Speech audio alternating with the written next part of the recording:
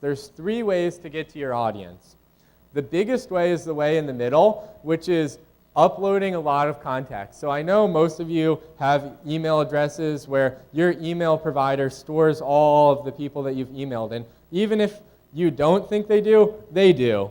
So anyone who has a Gmail has ever sent an email out, all those emails are stored by Google because they like to store all your information. So you can actually take advantage of that, and you just upload your Gmail address or your AOL address, and LinkedIn will pull all those emails, and then it will request them.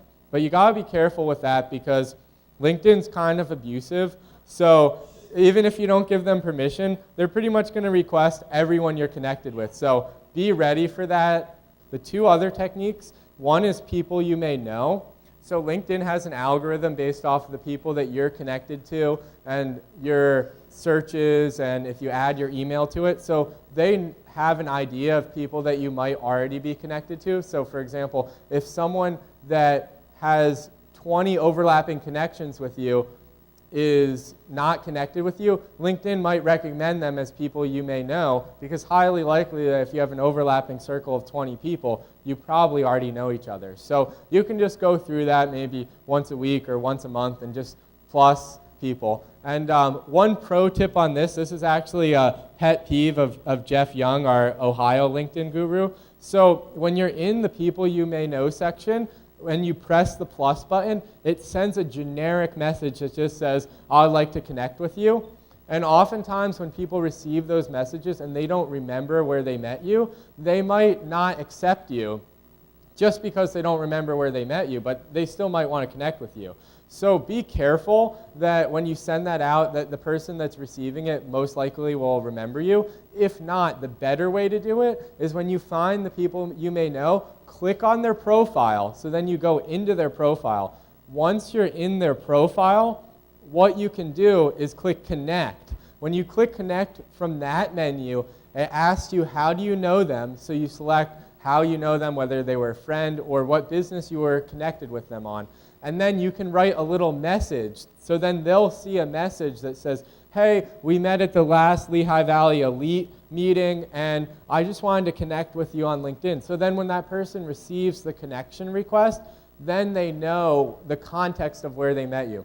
And this is extremely important because a lot of times you might find people you may know that you met 2 years ago, and they don't remember where they met you, but you just happen to remember them. So it's great if you can give them that little refresher. And the one thing to watch out for is if you connect to too many people that don't know you and they press that I don't know you, you can actually get flagged by LinkedIn and go into LinkedIn jail where they actually prevent you from connecting to more people. So just be careful that you connect to people that recognize you, or even if they don't, that you write a message of why that they should connect with you.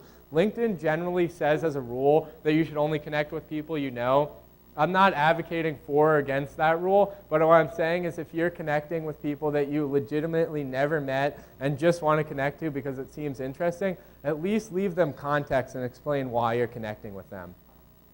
So the last way to connect with people is a derivative of what I said, which is essentially you can search for people by name on LinkedIn, go to their profile, and then just click connect. So if you know someone, of course, all you have to do is search for their name and find them. Sometimes you'll be surprised. There's a lot of people that have the same name. So what you can do is if you can't find them right away, there's a lot of filtering options on the left-hand side of the search.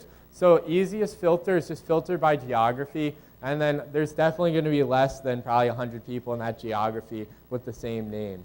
So definitely a great way, but it's not going to be the fastest to go one individual person at a time. So it will take some time for those of you that are not at 500 plus to build up to that. And you don't actually have to get to 500 plus. It doesn't matter. The more important thing is that you're connecting with the people that are going to advance and grow your business.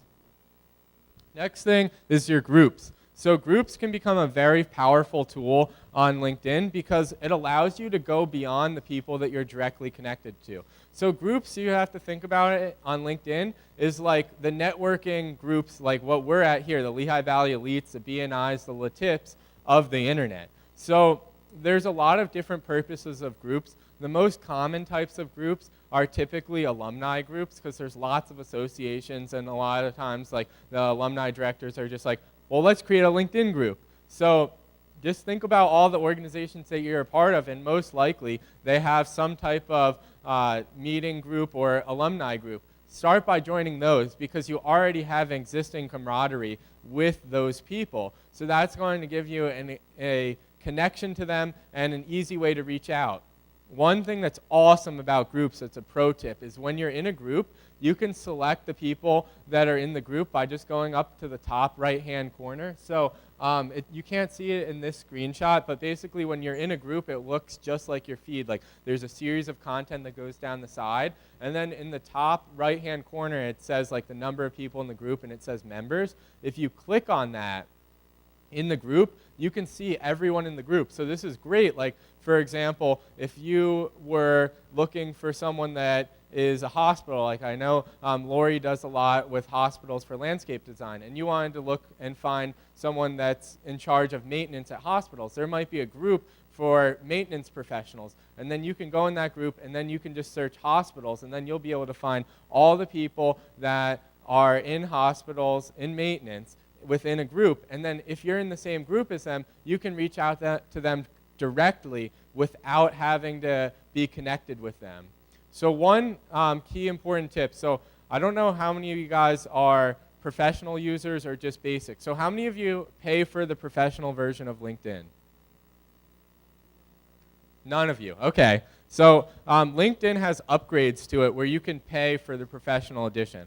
And essentially what the professional edition allows you to do, there's a number of things. Like it allows you to find people, it allows you to recruit people for jobs. But the most important thing it allows you to do is it allows you to message people that are not direct connections. So LinkedIn has 3 types of connections. It has first connections, which are people that you're connected to directly, like you clicked connect and then they accepted. Second connections, those are people that you're not directly connected with. So in other words, you might be connected with me and I might be connected with someone else, and they're directly connected with me, but they're a second connection to you.